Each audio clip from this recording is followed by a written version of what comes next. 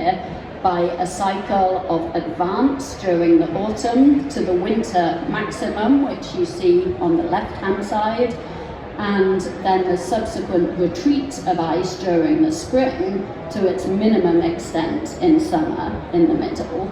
And what we see is a huge difference every single year between the maximum and the minimum. Perhaps you can't see the numbers on the screen, but in winter, the sea ice extent is 18 million square kilometres. In the summer, that reduces to just over 2 million square kilometres.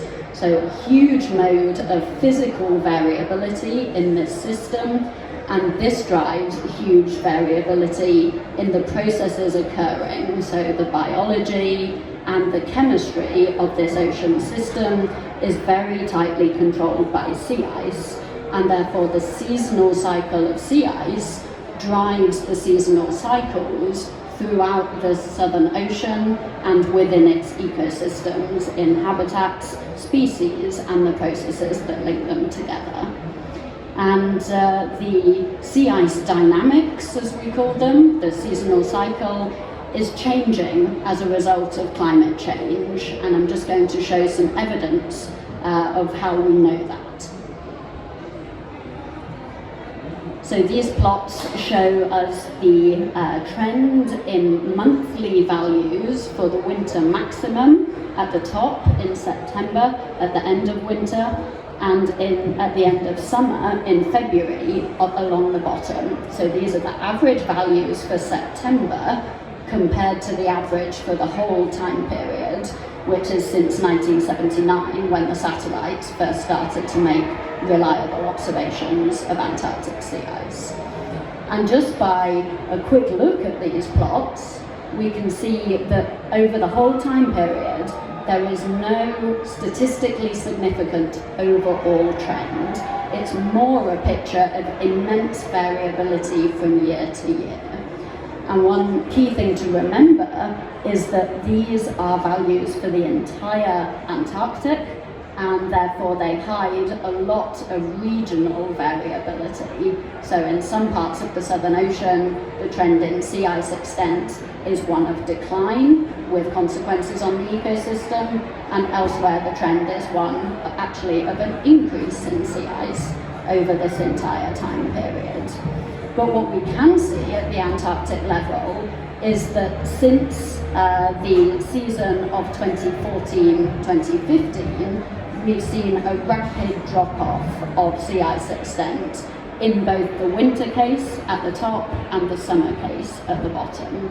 And this suggests that Antarctic sea ice was resilient, was coping with the impacts of climate change up until a certain point. But we surpassed that point a few years ago, and we are now expecting a regime where there is less sea ice year on year. And these changes in sea ice drive fundamental changes in the habitats and species that are reliant on the sea ice, and the way that they are joined together in the food webs of the Southern Ocean, and therefore the functioning of the entire ecosystem. And as I mentioned earlier today, the Southern Ocean ecosystems also have very valuable ecosystem services that they provide to global society. So human beings all over the world benefit from the processes happening in the Southern Ocean. So as the sea ice changes, the ecosystem changes, and the benefits for humanity from this system also change in the hands of climate change. So I'll talk a little bit now in terms of how we know what we know. We have other excellent speakers who will go more into detail about the science, but I just wanted to show this slide to talk a little bit about how research and policy in the Southern Ocean actually happens. So it's a very international and multidisciplinary community, organised into several groups and organisations, each of which do something slightly different in a different way and involve different people. And within this side event here at COP27, we have 4 of those major organisations represented. So those are the Southern Ocean Observing System, which prioritizes the collection and the delivery of observational data of the status and change of the Southern Ocean, and makes it available to the scientific community as well as practitioners, policymakers and educators. We have ICE, or Integrating Climate and Ecosystem Dynamics in the Southern Ocean, which is a regional program of a big international organization which focuses on the biology and chemistry of the oceans. And that is represented here today by Dr. Nadine Johnston from the British Antarctic Survey. So she will give us more information about how the ICE program uses observations and models to perform assessments of the status and change in the Southern Ocean, and importantly makes that information available to policymakers where it can have real impact. We have the BECSI working group, which is probably the catchiest acronym, and this group is a working group which focuses on sea ice biogeochemistry, so the biological and chemical processes happening in sea ice and the exchanges between sea ice and the surface ocean. And BECSI is represented here today by Dr. Sebastian Moreau from the Norwegian Polar Institute, who will be talking later in the session. And finally, we have the Scientific Committee on Antarctic Research and its Anticon research program. And Anticon focuses on conservation in the Southern Ocean and really makes big steps forward in how scientific evidence can be translated into a way that is helpful and productive in terms of policy making around conservation, specifically for Antarctica and the Southern Ocean. And all of this is taking place within the context of the UN Decade of Ocean Science for Sustainable Development, which is an ongoing initiative that started last year and runs till 2030. And this is really driving a major step change and acceleration of our research and our understanding of the oceans globally, and very importantly, how they support ecosystem services to human beings and therefore provide societal benefits at the global scale. And it's important to note that the last couple of decades of Antarctic and Southern Ocean research is actually set on the backdrop of over 100 years of international collaborative research and exploration in the Antarctic region. So we've got this historic landscape and backdrop of Antarctic and Southern Ocean research, and then initiatives which are alive and growing now, which are really accelerating this research progress and making real inroads into translating science into usable evidence for policy so that we can meaningfully protect and conserve these ecosystems in the long term. So what we're going to be talking about for the rest of this session is exactly that priority, the fact that we need to protect the Southern Ocean and its ecosystems from both climate change and the direct impacts of human activity within the Southern Ocean and Antarctica itself. So we've got three great speakers, and I'm going to hand over to the first of those speakers now, who is Dr. Nadine Johnston from the British Antarctic Survey, and she is going to talk to us all about the Southern Ocean ecosystems, give us more detail in what I've spoken about, and to present the key findings of the marine ecosystem assessment for the Southern Ocean. Nadine, over to you.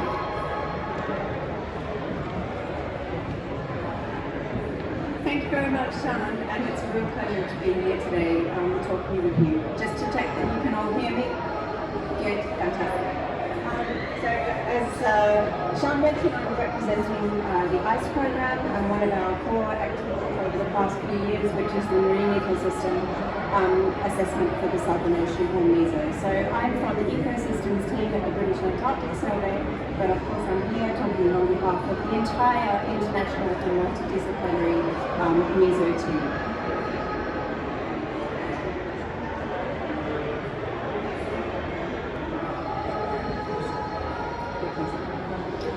Okay, so Southern Ocean ecosystems are globally important. They are under pressure and they need our protection. And the scientific evidence speaks clearly. So over the past few years, MESO has conducted a large-scale and systematic assessment of their status and change based on the best available scientific and evidence and expert opinion. We've looked at past changes, present changes, in order to determine just how dangerous future climate change will be for them.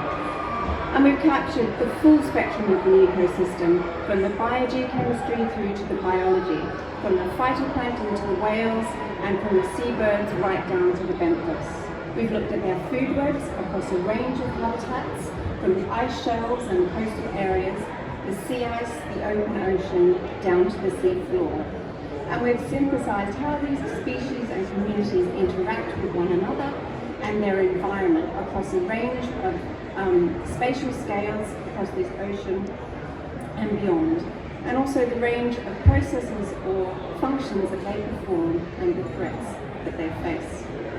And this research has highlighted the need for the implementation of global and local policies to sustain them.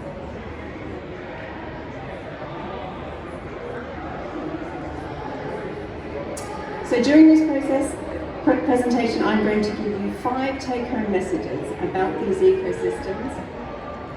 That's right, ecosystems, and what we can do right now to protect them.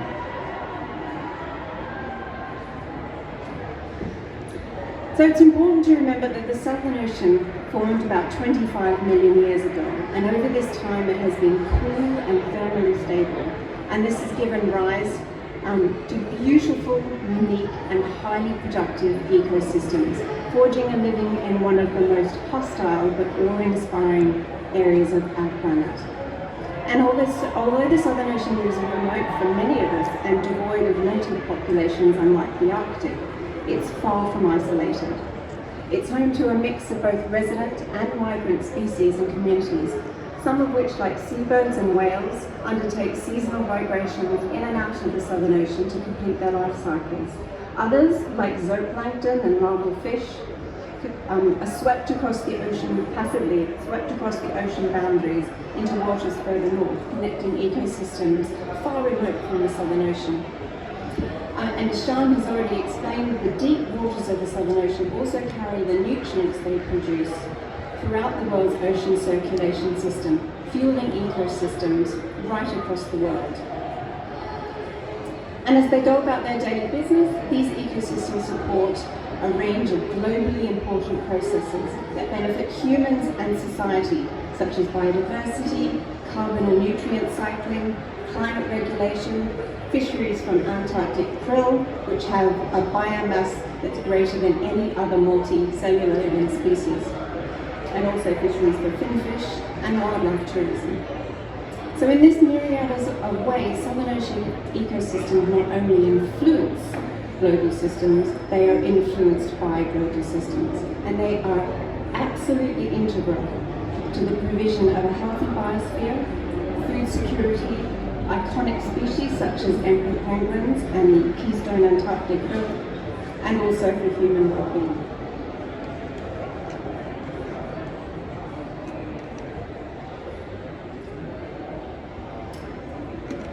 Message number 2. Southern Ocean ecosystems are threatened by a range of global and local scale drivers.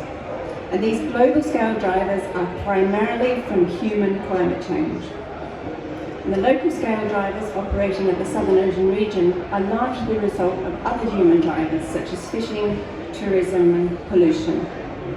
So in combination, these pressures are impacting Southern Ocean habitats and the species within them.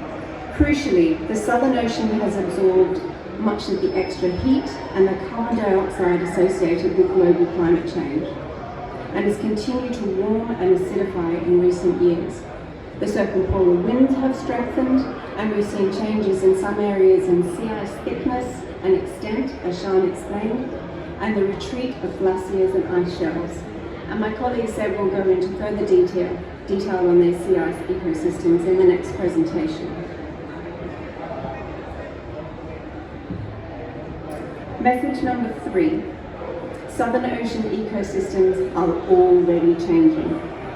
So owing to that long evolutionary history of 25 million years, many Southern Ocean ecosystem species are adapted to a cool and stable environment. Their life cycles are really tightly connected to the sea ice, and they are vulnerable to ocean acidification. So this means that they're particularly sensitive to global climate change. And that goes in tandem with that range of other global and large-scale pressures that they face. And a few important species and groups, such as phytoplankton at the base of the food web, Antarctic krill, that keystone species in the middle of the food web, which connects also down to the benthic communities. These 3 groups have a central role in structuring these ecosystems, and by that I mean who is who and who eats who is present and who eats who, and also performing key processes, including carbon and nutrient cycling, as we mentioned, the transfer of all of that energy up to support the vast biological populations of the Southern Ocean, underpinning those fisheries and also wildlife tourism. And changes are being observed across a range of biological space and time scales. For example, at that base of the food web, we have seen changes in the timing, the intensity, and the duration of phytoplankton blooms. We've seen changes in the distribution and abundance of krill over the past few decades, including the areas where they are fished and those areas where predators rely on them. And we've also seen changes in the numbers and the breeding success of penguins, such as Adelie penguins. And historical fisheries have removed much of the great whales, and although some species are recovering, such as the humpbacks, the numbers of many others are very low. And global pollutants, such as microplastics, are increasingly found in Southern Ocean biometric.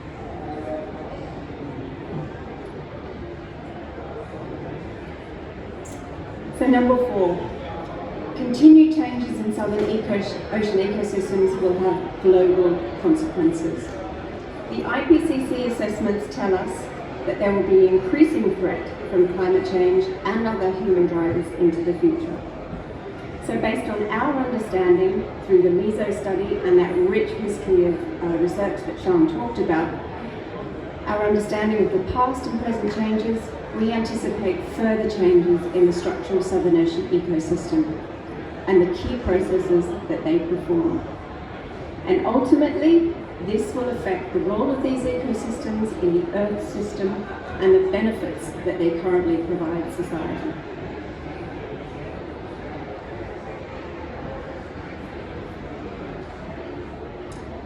And finally, concrete action is needed to protect Southern Ocean ecosystems. There are of course challenges in understanding the complexities around the issues that I've raised. Uncertainties and unknowns remain. There's more to unravel about the mechanisms involved, and large areas of the Southern Ocean remain unexplored. We need to develop robust projections of future ecosystem changes across a range of space and time scales. We also need wider stakeholder engagement, because the impacts of climate change on Southern Ocean ecosystems matter to us all. So all aspects of our diverse societies across the world need to be engaged, they need to be involved. We also need better science policy communication. But despite these, we know enough to act. We know that change is now obvious. We know that more change is locked in from those current emissions, and the resilience of these ecosystems is imperiled with delayed action.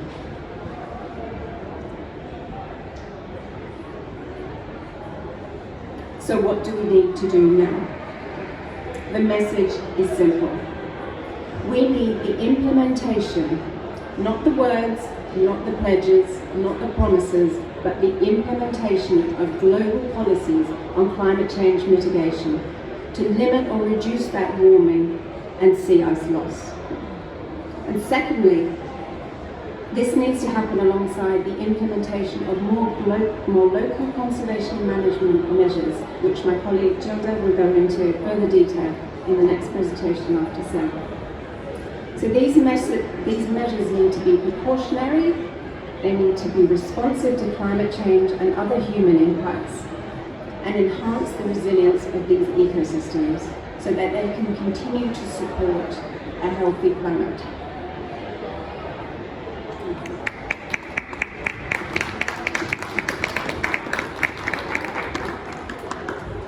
Thank you, Nadine, for an excellent insight into the research that you and your team have been doing for the last couple of years and what it's told us about the fragility and the resilience of these Southern Ocean ecosystems. So we're now going to talk a little bit about the role of sea ice. I introduced the fact that sea ice is a thing and shows great variability, but there's a lot more to the story than that. And it's a pleasure to hand over to Dr. Sebastian Moreau from the Norwegian Polar Institute to tell us more. So, over to you. Thank you, Sean. Thank you very much for the introduction. Oh, yeah. Is that good? Can you hear me well? Cool. Okay, so thank you very much for the introduction and for this fantastic opportunity to be speaking here at the COP27.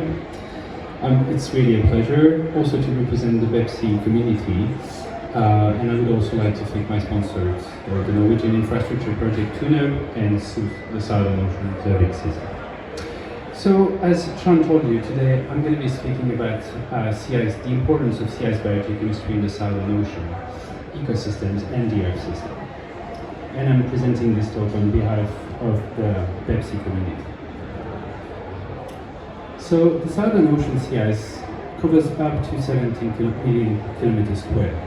And as you know, you must be knowing from now that sea ice is the thin slab of ice that covers the surface of the ocean. It's about 1 or 2 meters thick. And in the Southern Ocean, sea ice forms close to the coast in the fall and the winter, before it drifts northward towards the Zippo Ocean, where it will melt in the summer. And with this seasonal pulse of growing, drifting and melting, sea ice transports fresh water and various elements from the Antarctic coast to the deep ocean. Antarctic sea ice is unique. It has unique biological, biogeochemical and physical processes associated to it. As a consequence, sea ice supports all 4 ecosystem service categories, so supporting, provisioning, cultural and regulating services. And this is why sea ice in the Southern Ocean is so... okay, I'm sorry. Yeah, I can start seeing some notes. Yeah, okay, my bad. So those are the ecosystem services that sea ice is important about, that sea ice provides. Supporting services, provisioning services, cultural, regulating services.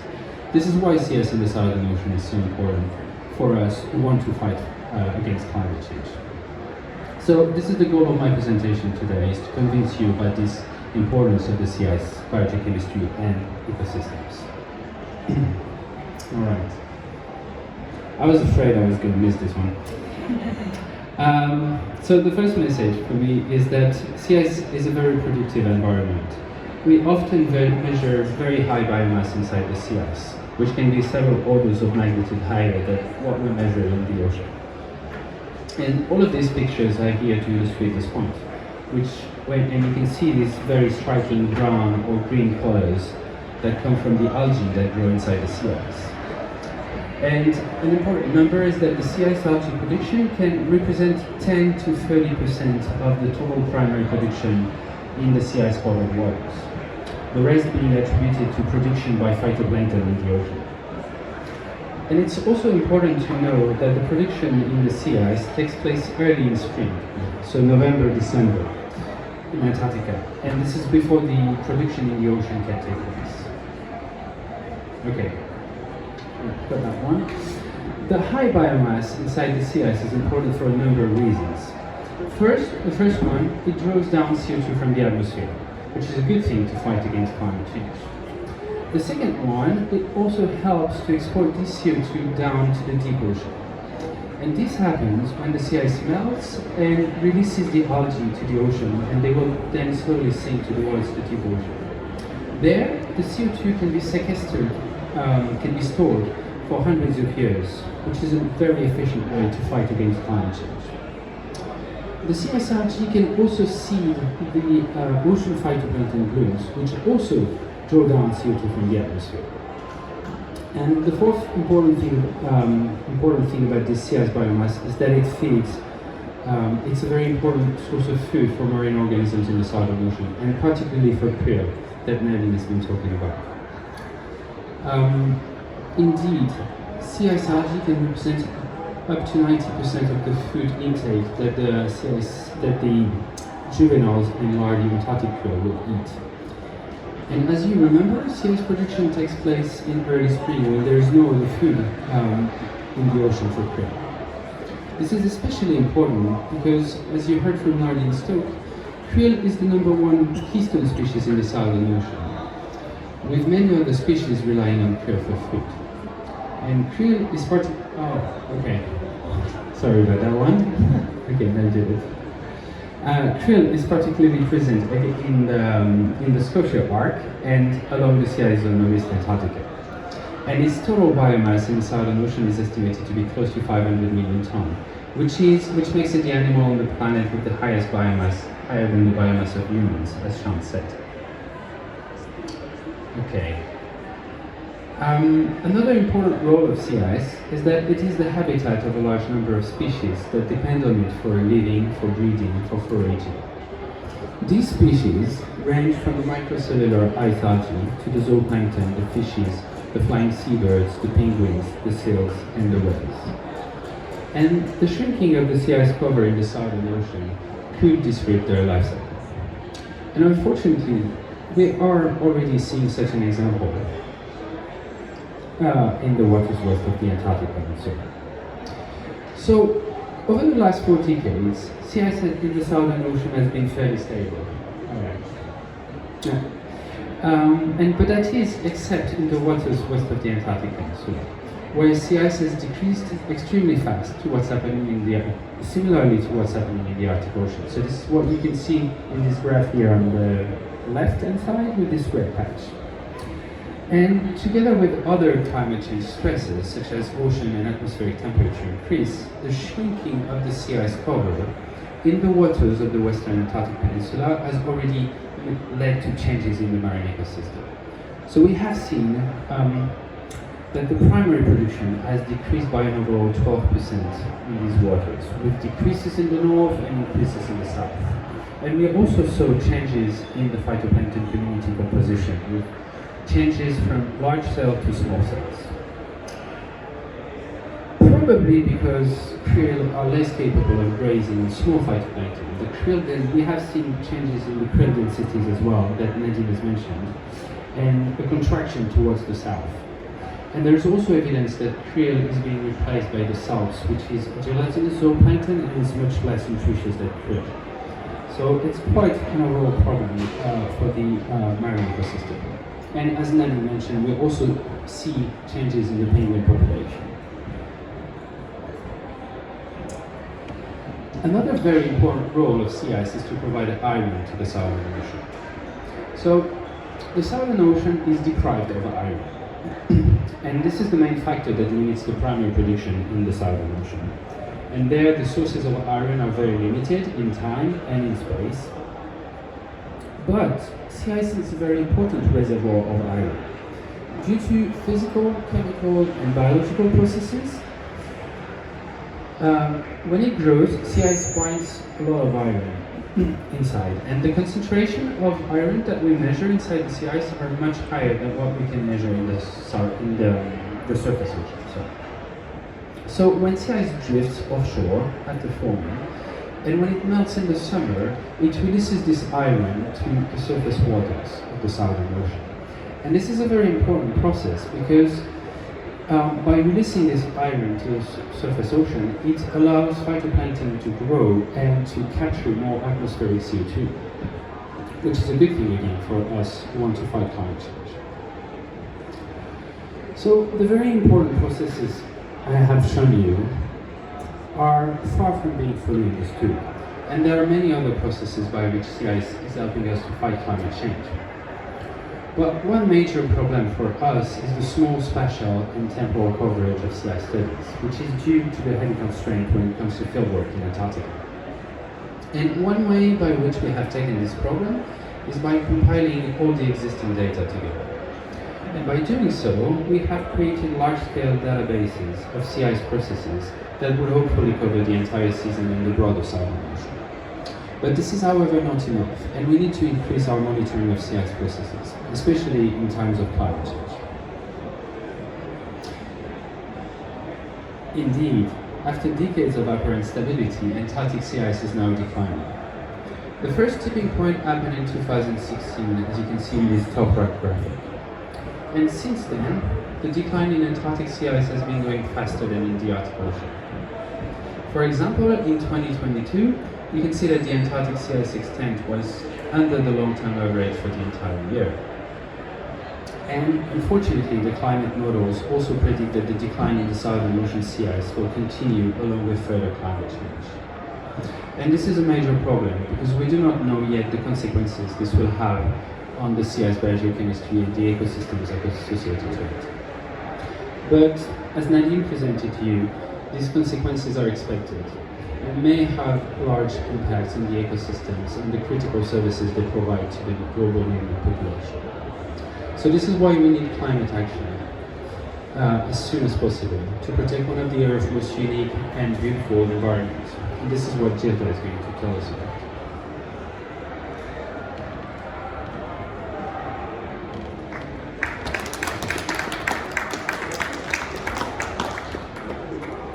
Thank you, Seb, for a fascinating overview of the importance of sea ice and the processes that happen there and what they mean for the water column and ultimately for us as the global human race.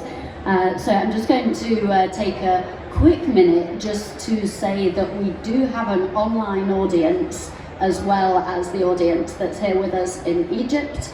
And by the same token, we have two additional members of the team who will be joining us for a panel discussion after this next talk. And we will be taking questions from the audience during that time. So whilst you listen to the final talk, be thinking about what your key challenging question for the speakers in Egypt and joining us online might be.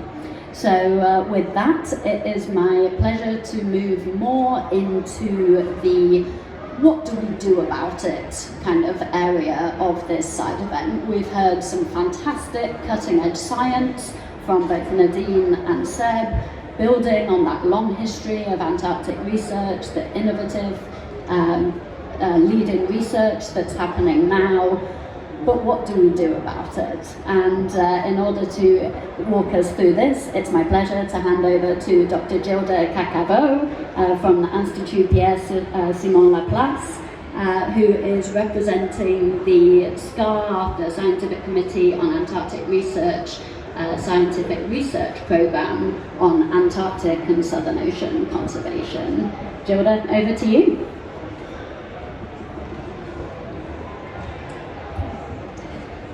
Thank you, Sean, and good evening, COP27. So with that introduction, I'm just going to go right into it.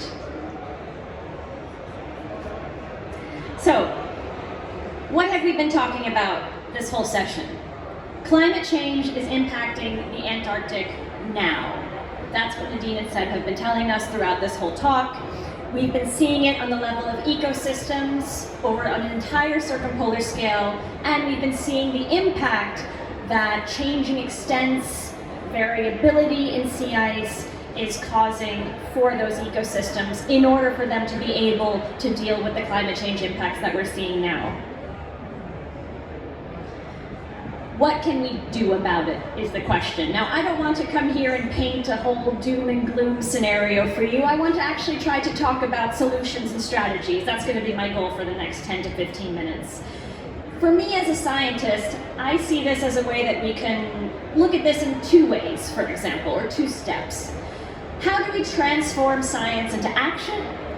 And what are the actual actions themselves that will support climate mitigation and ecosystem adaptation and resilience?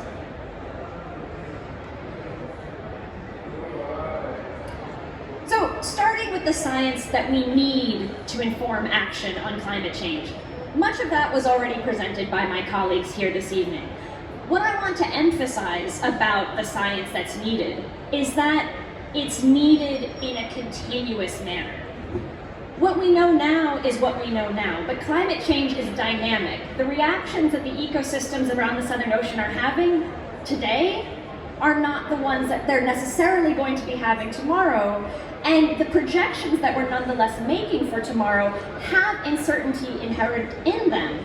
And so research and monitoring that is continuous is needed to support conservation and management strategies that need to be as dynamic as the ecosystem responses that we're observing. And so these types of activities, which can include international research efforts that are happening now, improved modeling, improving new technologies and observing systems to actually know what's happening on the ground in the Southern Ocean. Again, this is a place that's hard to reach, so we need to be creative about how we're getting the research and monitoring down there happening. And how can we improve modeling and projections to move into the future so that we can understand how ecosystems are responding and we can address this inherent uncertainty in the system to improve our projections, to improve our conservation and management strategies. And so I just want to give you a bit of an overview of what the science to policy landscape looks like in the Southern Ocean. So I like to think of this as a two-way street. So we have the science being generated by the community, and then we have a series of organizations and committees that are taking that information, synthesizing it, and bringing it up to the actual policy actors in the Southern Ocean arena. And the reason why I like to think of it as a two-way street is that, yes, we need input from policymakers as scientists so that we can understand what is the science that they need for their decision-making. But we as scientists also have to be engaged in this process so that we can communicate to policymakers what we feel is the policy-relevant work that will address the needs that we're identifying in the ecosystem. So starting at the bottom here, we can think about general science assessments. So these can come from the Intergovernmental Panel on Climate Change, the IPCC reports on a global scale, as well as what has recently been done in the Southern Ocean, the Marine Ecosystem Assessment of the Southern Ocean, MESO, to look at ecosystem changes in the Southern Ocean in particular.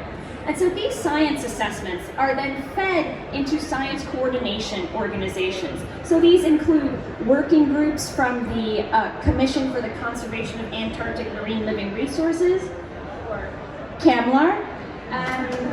And we also have groups from SCAR, which my colleagues have spoken about, the Standing Committee on the Antarctic Treaty System, and the Scientific Research Program that I'm representing here, and ICON.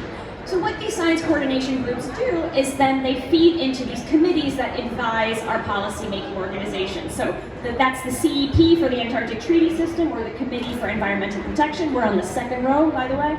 And, or we have the Scientific Committee to CAMLAR. And so what these committees are now doing is they're taking the synthesized assessments, taking the policy-relevant messages out there, and giving those to the actual decision makers in the Southern Ocean. And so it's the meetings of the Antarctic Treaty System and the CAMLAR Commission that are the ones that are ultimately deciding policy in the Southern Ocean.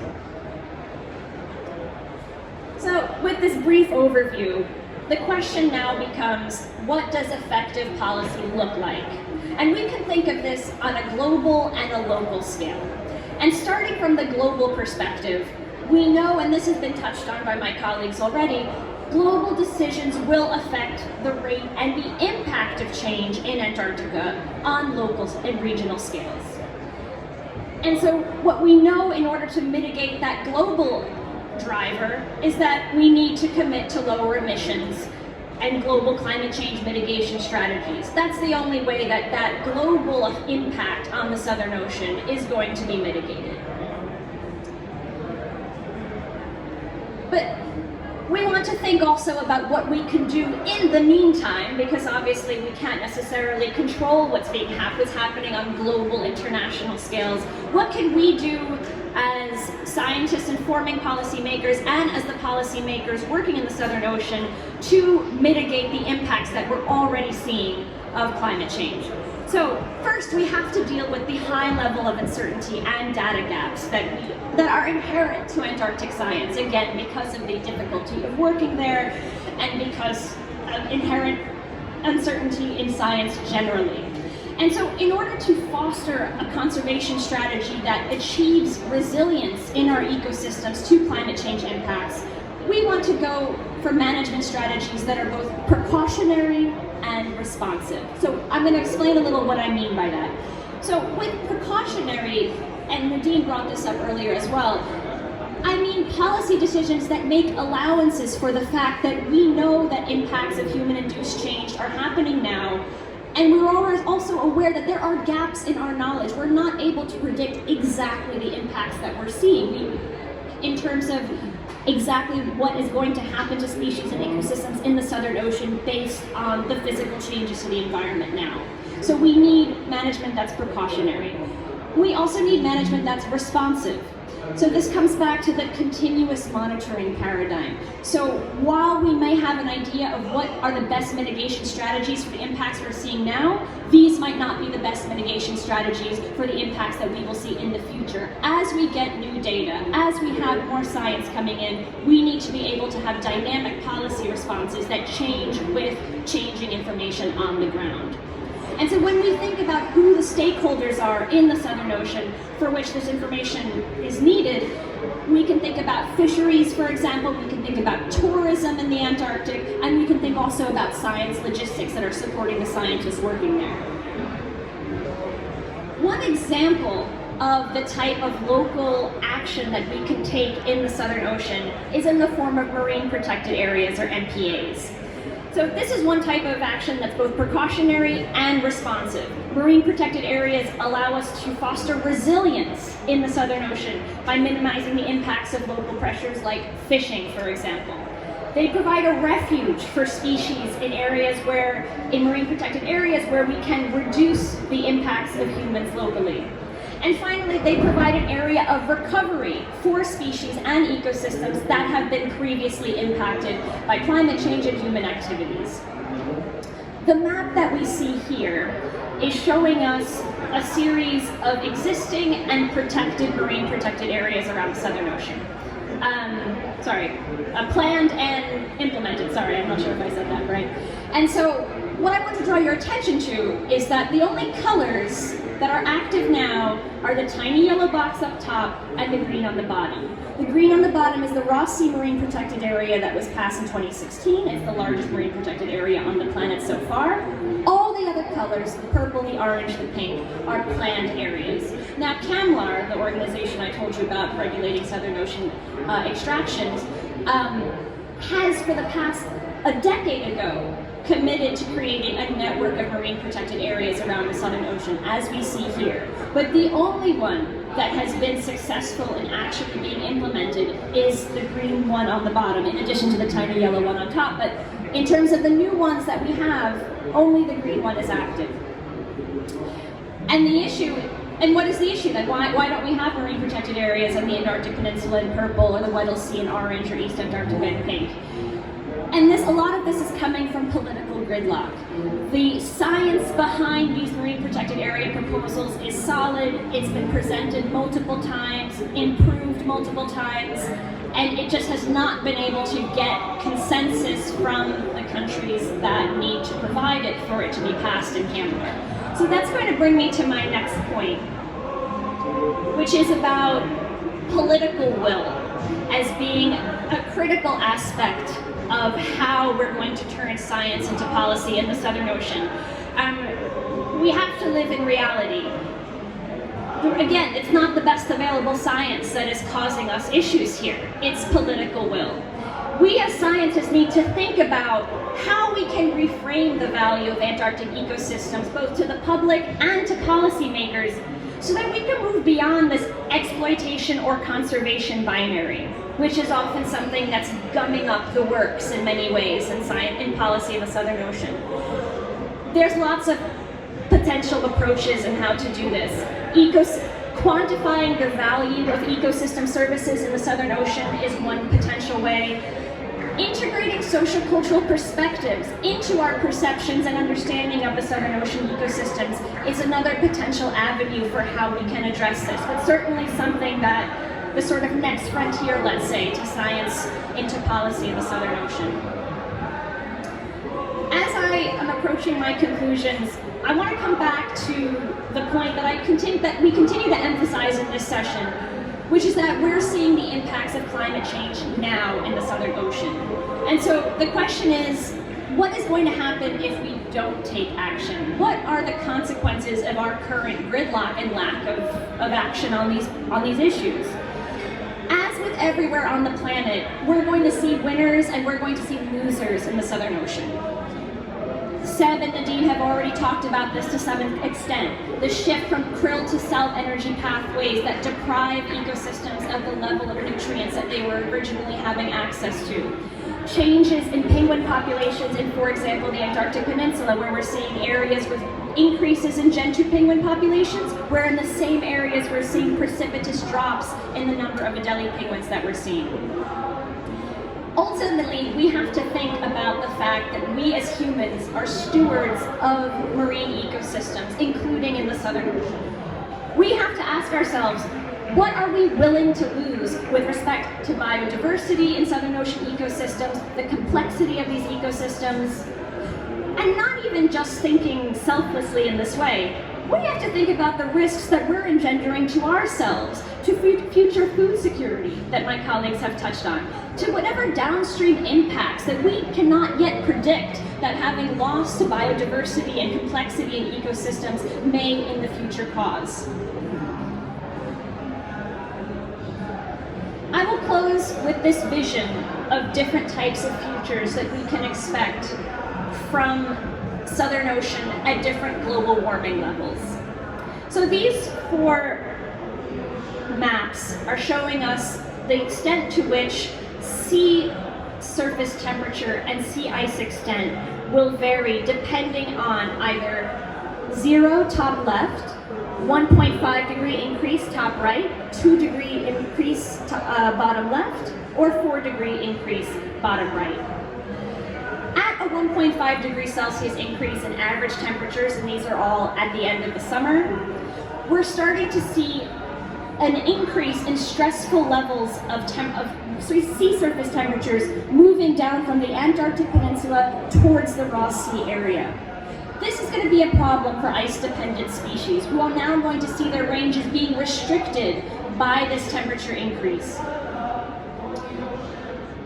At 2 degrees, not only are we seeing an exacerbation, and now we're looking on the bottom left, not only are we seeing an exacerbation in these sea surface temperature increases and sea ice losses permeating down west from the Antarctic Peninsula, but we're also seeing impacts in the East Antarctic as well. These changes are going to have impacts on ecosystems on a circumpolar scale in the Southern Ocean. What will be needed to mitigate these changes are to designate parts of the Southern Ocean as refuges. I mean, they're already going to become refuges.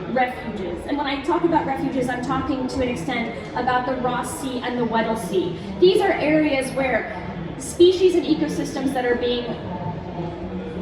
becoming further and further at risk in the East Antarctic and the Antarctic Peninsula. These are areas that they are going to be having to rely on for their continued survival. And so it is important for us to think about these areas as requiring special protection in the future because of their value to mitigating the impacts to ecosystems in the Southern Ocean in these different scenarios of warming that we can have in front of us and know that this is going to be what we're going to be dealing with and how management needs to respond. And so finally, on my closing note, the last text here, global warming level must remain below 2 degrees Celsius in order for ecosystems in the Southern Ocean to be able to have resiliency, refuge, and recovery from these impacts. And there's lots we can do on the local scale to try to help those ecosystems to achieve that, but ultimately it's a global decision that's going to decide much of the fate of ecosystems in the Southern Ocean. Thank you.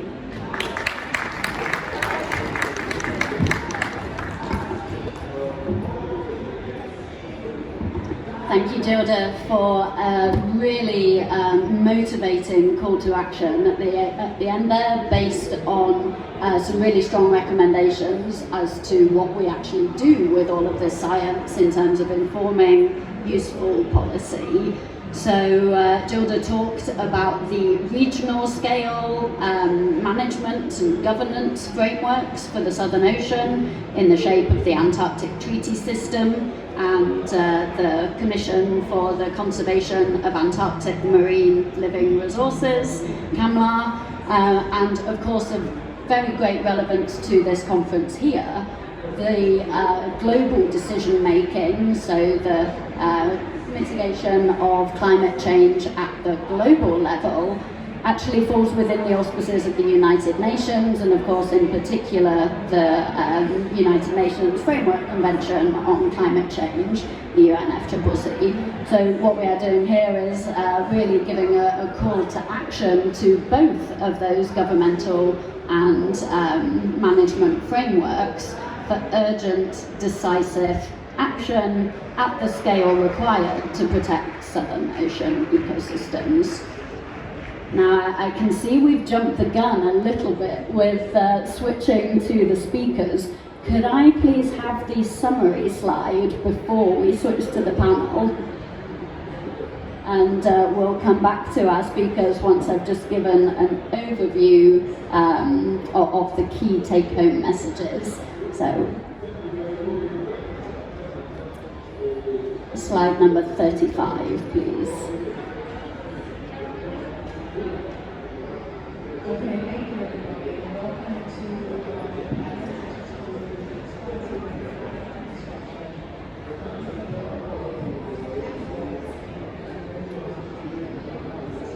Okay, so just whilst we're getting back to the summary slide, hopefully we can all agree that the quality of the presentations from our three speakers has been absolutely outstanding, and hopefully you picked up the key messages that run through all of those presentations.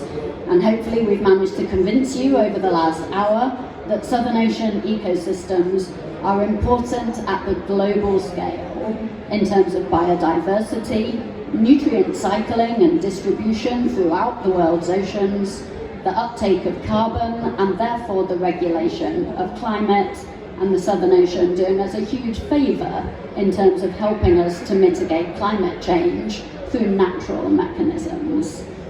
Southern Ocean ecosystems also provide critically important ecosystem services for the human population worldwide, both those in the Southern Hemisphere close to the Southern Ocean, but also those throughout the global human population. But these systems are sensitive, they are fragile, and so they are very well adapted to their environment, and the functioning of these ecosystems is very reliant on the way these systems have been set up over hundreds and thousands of years. So they do not have much capacity to adapt to climate change. And this means that climate change mitigation at the global scale is really the only solution for protecting these ecosystems now and into the future. We heard that sea ice plays a critical role in regulating all processes in the Southern Ocean. And this sea ice is changing and therefore driving changes that cascade through the entire system, as well as having global implications because of those global connections of Southern Ocean processes. So I'd like to close the talks before we move into the panel by really making the statement that urgent action is required from two directions, and those two directions need to be complementary. So at the global scale, we need urgent reductions in greenhouse gas emissions. It makes a real difference to these ecosystems whether we limit warming to 1.5 degrees, 2 degrees, or whether we fail in our target to meet the Paris Agreement. At the local scale, we need local conservation and management to enhance the resilience of these systems to changes in climate that we have already committed to. But in terms of longer term, if we have urgent, direct action starting immediately, then we can safeguard these ecosystems and we can prevent irreversible deterioration, and we can ensure that the ecosystem services and the benefits to the entire global human population can be safeguarded now and into the future. The question is, will we? So we really call on the negotiators here at COP27 to raise their ambition, make meaningful commitments to limiting warming to 1.5 degrees, and to delivering on those promises, and to entraining the whole of society to act in terms of climate change mitigation and adaptation, and financing those things at the international level, the national levels, and the local level. So with that, I would now like to go into the panel discussion. So I'll just introduce the speakers as they are coming up onto the stage. So I'd like